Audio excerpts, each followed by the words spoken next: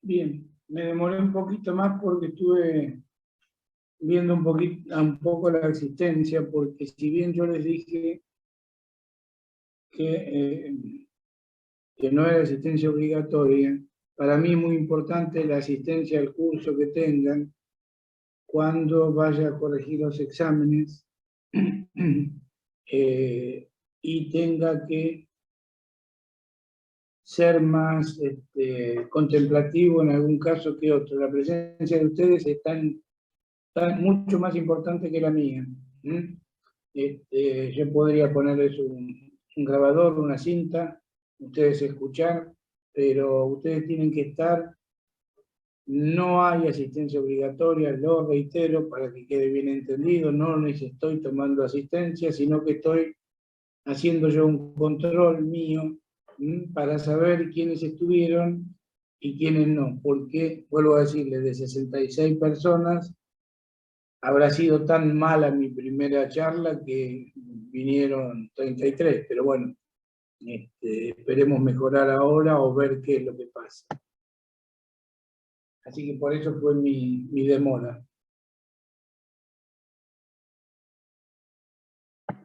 Bien, decíamos cuáles son los elementos del acto administrativo. Toda declaración que se dicta en ejercicio de la función. Y decíamos primero la competencia. Dice, el artículo por ahí dice algo así como son elementos esenciales del acto administrativo. Eso de esenciales significa que no admiten el hecho de no estar alguno de ellos. Tienen que estar todos en el acto administrativo, comprendidos dentro del acto administrativo, para que el acto tenga valor y no pueda ser atacado por alguna de las distintas cuestiones por las cuales se lo puede atacar, como nulidad, acto inexistente. Ya vamos a ver también eso. Decíamos primero la competencia, lo más, quizás no lo más importante, pero es el elemento subjetivo del acto. Señala cuáles son el conjunto de reglas que rigen la actuación y las facultades del órgano administrativo que está dictando esa resolución, ese acto. La competencia se debe analizar a la fecha de sanción del acto administrativo y no a la fecha de notificación, porque la fecha de notificación se vincula a una situación de tiempos. En cambio, la sanción del acto administrativo, la fecha de sanción del acto administrativo, es una cuestión que se vincula a la eficacia y aquella a la validez. ¿Sí? La última, la fecha de notificación, a la validez. Si un acto administrativo no está notificado, no vale. Pero para que el acto administrativo sea considerado con competencia, esta deberá analizarse cuando se dicta, no cuando se notifica. La fecha que hay que tomar en cuenta es la del dictado y no la de la notificación. La segunda es la causa. La causa como elemento del acto administrativo se emplea esta terminología teniendo en cuenta una serie de antecedentes, o tener en cuenta para dictar una serie de antecedentes o razones que, de hecho, de derecho, que justifican que el acto sea dictado. Si el acto administrativo es el ejercicio de una potestad, este acto solamente podría dictarse en función del presupuesto hecho tipificado en la norma. La existencia, por ejemplo, la existencia de una vacante para justificar un nombramiento. Entonces, ¿cuál es la causa de un acto administrativo que declara la suplencia o la vacante, ¿no? El cubrir una vacante de un personal en un organismo del Estado? Bueno, la causa del acto administrativo que determine la cobertura, es decir, quién va a cubrir esa vacante que existía, la causa es precisamente la falta de ese empleado, la falta de esa persona y la necesidad de tener a una persona en ese puesto, en ese lugar. El tercer elemento es el objeto. El objeto del acto tiene que ver con lo que el acto decide, con lo que el acto va a transmitir, con lo que el acto va a ejecutar o dice que se ejecute. Ejecutar, valorar, certificar, todo eso es lo que puede hacer un acto administrativo una vez que está dictado. Esta declaración del acto administrativo con el objeto es determinar, bueno, si el objeto era comprar una propiedad para poner un hospital, bueno, ese objeto debe ser transmitido, debe estar dentro del acto, debe estar incluido en el acto y decir por qué, cuál es el objeto del dictado de ese acto administrativo. Y ese objeto debe ser determinado o determinable. Y acá hay una diferenciación otra vez terminológica que les va a servir para muchas cosas, porque determinado y determinable son conceptos que no son opuestos, pero que sí indican que algo que es determinado es cuando sabemos una lapicera, esta lapicera, esta silla, este banco. Eso es determinado, está localizado, está ubicado, está contenido dentro de lo que estamos dando como objeto. Pero cuando se dice que el objeto puede ser determinado o determinable, puede ser que sin necesidad de ser expresado en forma vaga, en forma imprecisa, ¿no es cierto?, ilusoria, puede ser que el Estado, cuando dicte ese acto administrativo, el órgano, deje determinada una forma de determinar con precisión cuál es ese objeto. Es decir, que no esté determinado en este momento, pero sí se pueda determinar en ese caso. Por ejemplo, tiene que tener un sustrato personal, un sustrato jurídico, un sustrato material. No puede ser o tener un sustrato que lo haga imposible materialmente. Por ejemplo, nombrar a una persona fallecida para un puesto. No se puede tampoco dictar un acto que implique una sanción disciplinaria a alguien que no es un funcionario público. Y tampoco se puede dictar un acto en donde el objeto a que se refiere dicho acto ha desaparecido. La cosa, el objeto al que se refiere ha desaparecido. Otro de los elementos que indica como esenciales es los procedimientos. Y acá hay algo fundamental también, algo muy importante que tener en cuenta. El procedimiento es elemental. Es esencial que el dictado de un órgano del Estado, el dictado de un acto administrativo, cuente o haya seguido todos los pasos que necesita seguir ese acto administrativo para convertirse en tal.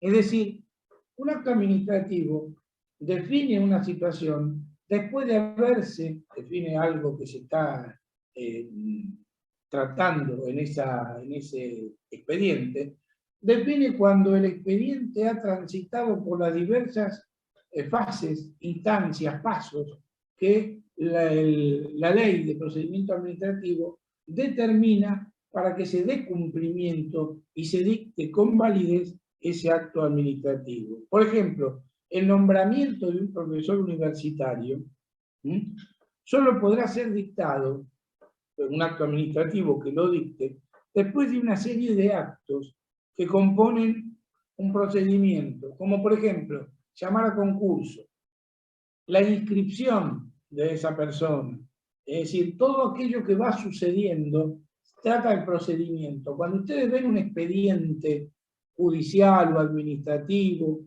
que tiene, como les decía la otra vez, 200 hojas por cuerpo, era una cuestión simplemente de manejo de los expedientes, ¿no? No más de 200 hojas por cada cuerpo, por cada libro o cuadernillo. Cuando ven un expediente, cuando toman un expediente, lo que van a ver es pasos que se van desarrollando desde la apertura, desde el principal, después de la carátula, que es ese cartón que se pone con la identificación del número de expediente, de qué se trata ese expediente. A partir de ahí comienza a desarrollarse el expediente. Ese desarrollo del expediente es lo que llamamos procedimiento. Y ese procedimiento que marca la ley de cómo debe hacerse, va a estar reflejado en ese expediente. El procedimiento es cada una de esas hojas que se va dando en adelante, a partir de la hoja 1 en adelante, hasta la que termine y se dicte el acto administrativo, y posterior a eso todo lo que siga, es el procedimiento, o va marcando cuál es el procedimiento que la ley determina. La carencia de alguna de las instancias de ese procedimiento hacen que el acto pueda ser declarado nulo. La norma considera, la norma de la ley de procedimiento administrativo, considera un procedimiento también una parte del procedimiento esencial, aunque no lo ponga como esencial del acto, sino esencial del procedimiento, esto que hablábamos hoy, que es el dictamen de un órgano de asesoramiento jurídico, cuando aquel acto pueda afectar derechos subjetivos o intereses legítimos de aquellos a los que va dirigido que se encuentran involucrados. El siguiente, creo que es el cuarto o el quinto que estoy nombrando, es la motivación. Y acá vamos a encontrar por qué decíamos que con la causa teníamos algún parecido, ¿no? La motivación es explicitar, cuando yo explico la motivación que me lleva a dictar ese acto administrativo, es explicitar de modo expreso la causa. Fíjese la relación que hay en motivación y causa. Tengo la causa, sé por qué voy a nombrar, porque falta esa persona, entonces tengo que nombrar un reemplazante. Y después tengo que explicitarlo de manera expresa. Esto es, declaro cuáles son las razones y las circunstancias que me llevan, de hecho y de derecho, ¿no?, que me llevan a dictar ese acto. Todas estas situaciones, la motivación en particular, ¿sí?, se hallan o se ubican en el acto administrativo dentro de la parte que se llama considerandos. Y ahora les voy a explicar después qué es esto. Es indispensable la motivación para poder apreciar si se ha satisfecho la finalidad perseguida. ¿Por qué decimos que debe estar en los considerandos? Porque un acto administrativo, además de, piensen ustedes, cierren los ojos por un momento y piensen ustedes en una hoja A4 en donde tiene el membrete del organismo y a la derecha nuestra, a la derecha estamos viendo la hoja, va a estar el lugar y la fecha en que se está dictando ese acto administrativo. ¿Qué va a ser ese lugar y fecha? ¿Qué va a determinar? La competencia. ¿Por qué va a determinar, entre otras cosas, ¿no? ¿Por qué va a determinar la competencia? Y porque me va a marcar el lugar y me va a decir si ese organismo que dictó o que está dictando ese acto administrativo es competente para actuar en ese lugar donde lo está dictando. Tiene competencia en ese lugar para dictar el acto que va a dictar. Y la fecha también me determina la competencia porque me hace saber si ese funcionario que firmó el acto, que firmará el acto administrativo, estaba en funciones. En funciones.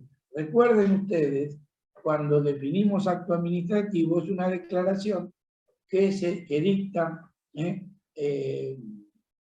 un órgano administrativo en funciones o en función de o en ejercicio de la función administrativa.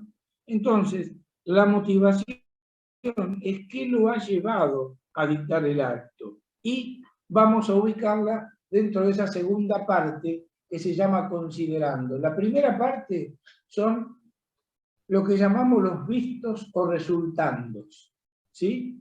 ¿Qué son? Y hacer un resumen de todo aquello que vino sucediendo en el expediente hasta el momento que llega la resolución final, el acto administrativo que pondría en principio fin a ese proceso, a ese expediente. Entonces, ese acto que se haya contenido, esa situación que se haya contenido en los considerando, también el objeto, también la causa van a estar contenidas en los considerandos. Al principio van a estar los resultandos, luego los considerandos y por último la resolutiva, la parte resolutiva, en donde dictará o dirá el acto administrativo, expresará concretamente en esa parte resolutiva qué es lo que está resolviendo. Resuelve clausurar tal cosa, resuelve derruir o derrumbar tal propiedad por habiendo considerado el peligro que implica para la sociedad, bla, bla, bla. Ahí, en esa parte resolutiva, es la que va a decir, es como en una sentencia que dice, aplíquese o condénase a 20 años de prisión. Bueno, ahí es lo que está diciendo, lo que resolvió después de haber seguido todo un procedimiento. Eso es la motivación. Y por último, la finalidad. La finalidad, como les decía, es el bien jurídico perseguido con el dictado del acto. Es, en definitiva, el resultado que preveo prevé el Estado con el acto que voy a dictar. La finalidad del acto tiende como principal, persigue como principal función, o tiene la función de perseguir, el bienestar público, el orden público. Así que tengan en cuenta que esto que hemos visto son los que el artículo 7º de la Ley de Procedimiento Administrativo declara, cuando comienza a decir que son requisitos, algo así, ¿no? Son requisitos o tendrán como requisitos esenciales del acto administrativo los siguientes. Y nombra estos 6 que nosotros hemos nombrado y explicado, ¿sí? Sin embargo, en el artículo siguiente, en el artículo 8, octavo,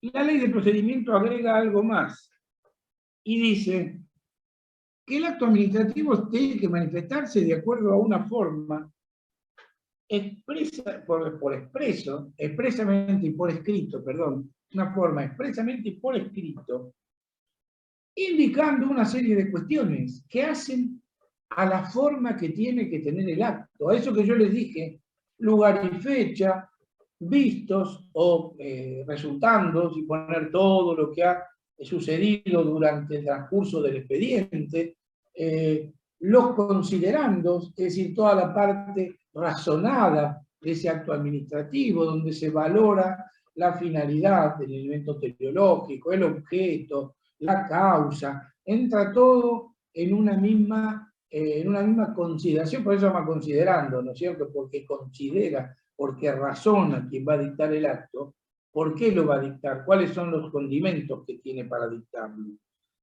Y tiene que tener completo todo esto que se pide, porque es la forma que la ley exige para que el acto administrativo sea válido. Se le llama forma del acto administrativo al modo de producirse esa exteriorización y constituye un elemento de certeza del acto y una garantía para los particulares. ¿Por qué? Porque siguiendo las formas, todas las formas que hemos nombrado, siguiendo todas esas formas, el acto le asegura al administrado no una resolución favorable, eso es otra cosa, le asegura que ha sido hecho el expediente y resuelto conforme a derecho. Es esencial, dice también el mismo artículo 8, para la validez del acto. Y fíjense, del acto administrativo, obviamente. Fíjense que entonces, si allá teníamos seis requisitos esenciales para la validez del acto, ahora estamos agregando el séptimo, que está contenido en el artículo 8. Y el artículo 14 de esta ley también incorpora. Dice, el acto administrativo es nulo, de nulidad absoluta, insalvable, cuando fuera emitido mediante incompetencia en la materia, o cuando la voluntad del Estado resultara excluida por error esencial, dolo o violencia. Y esto me está dando otro requisito, es decir, que tiene que hacerse en forma que no represente violencia, ya sea dolo, ya sea violencia física o moral, en la ejecución del acto. Entonces, algunos autores hablan de que el artículo 14 también incluye un requisito para la validez del acto, que ese acto que cumple con todo lo que habíamos dicho hasta ahora, pero si fue obligado a punta de pistola, por darle un ejemplo muy burdo, y por ahí no adecuado, pero si hubiese sido hecho mediante ardid, engaño, mediante dolo, es decir, a propósito, llevando a una situación perjudicial, ese acto, si no cumple ese requisito de no pasar por esa situación, será inválido. ¿Sí? Profe, ¿Quieren hacer alguna pregunta? sí, yo, profe. Dale. Dos cosas. La primera, tiene la cámara apagada. Y la segunda, Ah, gracias. de nada. La Mira, si le segunda, tenemos que reclamar, le reclamamos a Facundo, a Aldana, a Maya, a Caro, a Candela, a Tiago, a Florencia, a Francisco.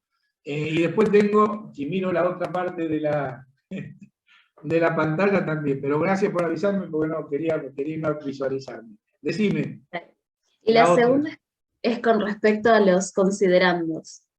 Eso Sí, quiere decir que los considerandos justamente considera todos los elementos esenciales que nombró al principio, o sea, los 6, o claro, solamente vos la fijate, y los sí, vos procedimientos.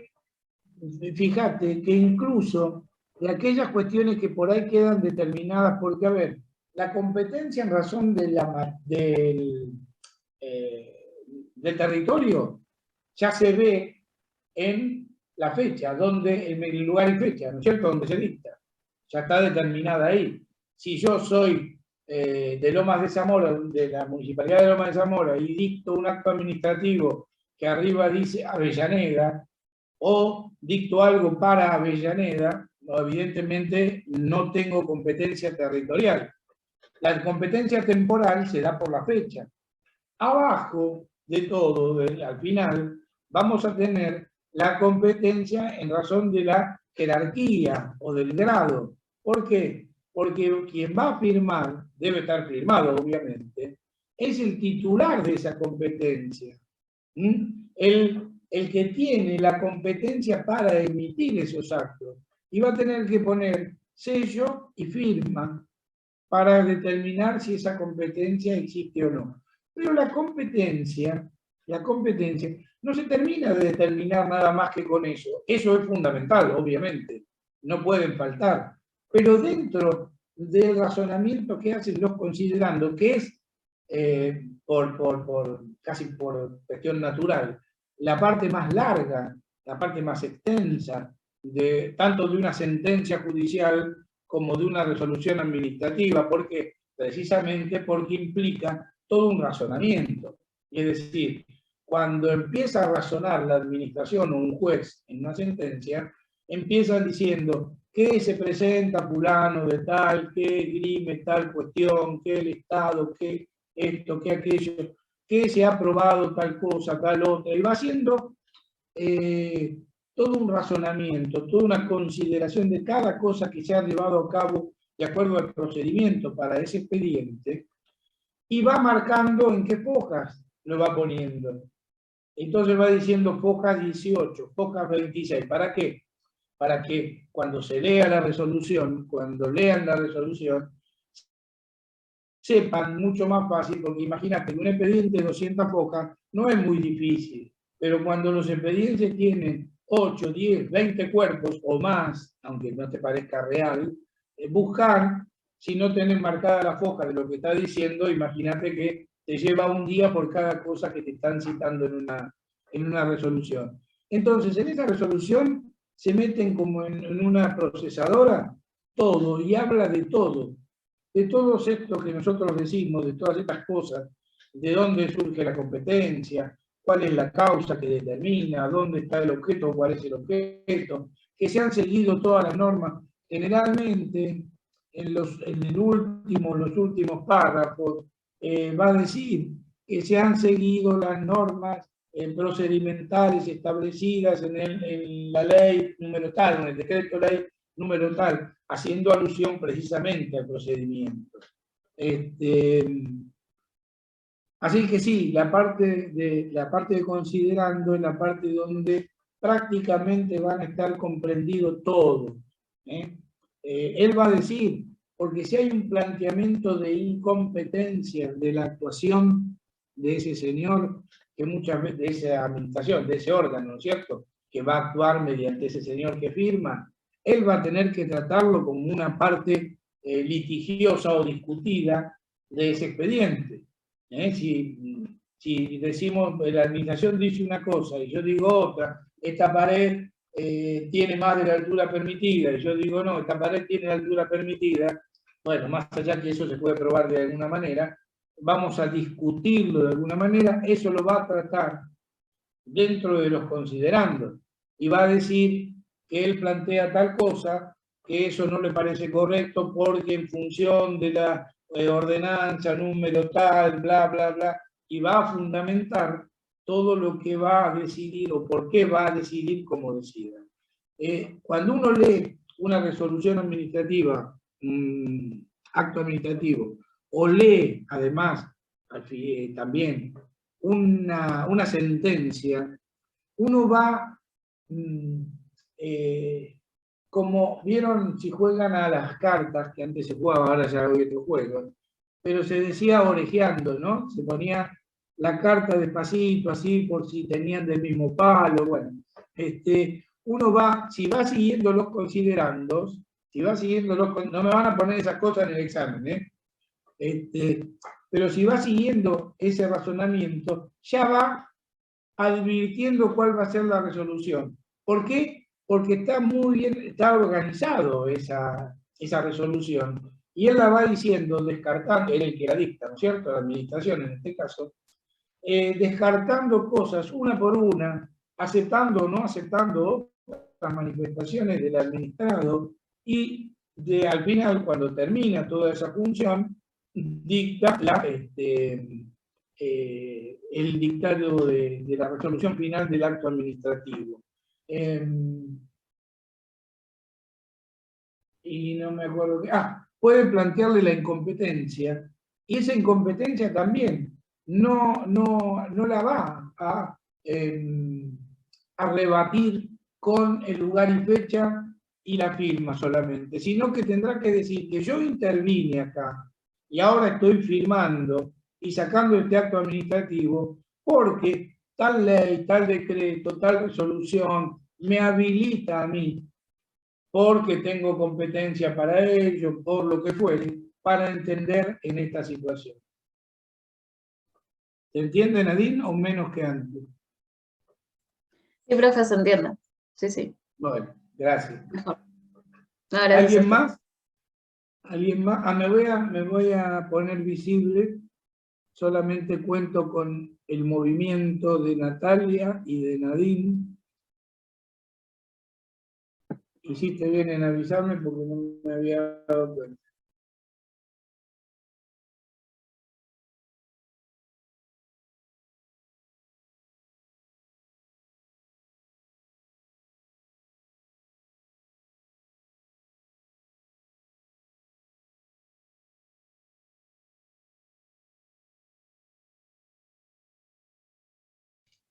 Chicos, soy la única que lo ve tildado. Yo no lo escucho. Se tildó. No, se tildó. Sí. Prendió la cámara y se tildó.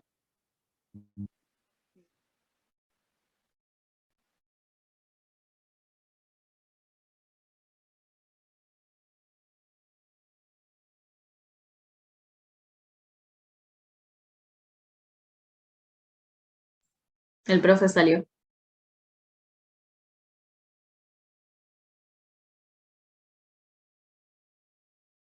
Ahora supongo que se vuelve a conectar. Seguro. Sí, o parece que quedó sin wifi.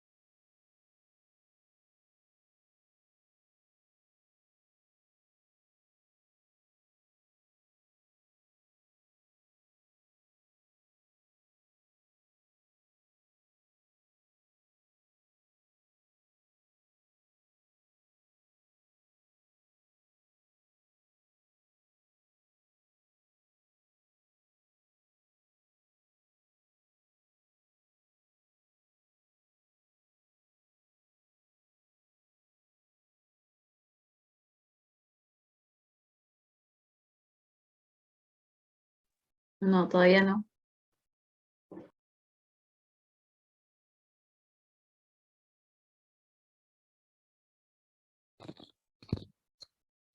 Igual quedó como anfitrión Facundo Correa, se tiene que fijar por ahí, no se dio cuenta, el que la tiene que aceptar para que ingrese a la sala.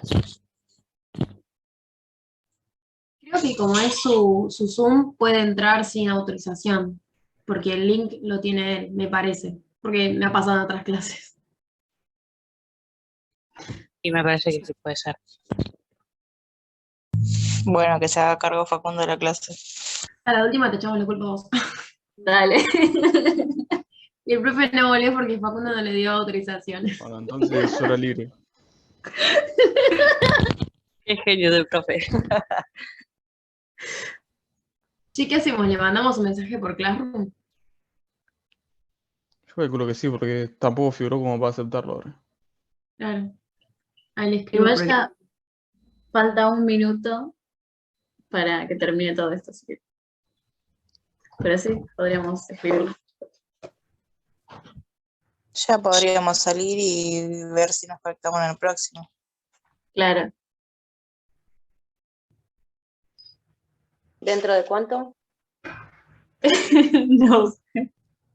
Nadie sabe. Pero es verdad, habría que escribirle al profe. Sí, sí, la profe.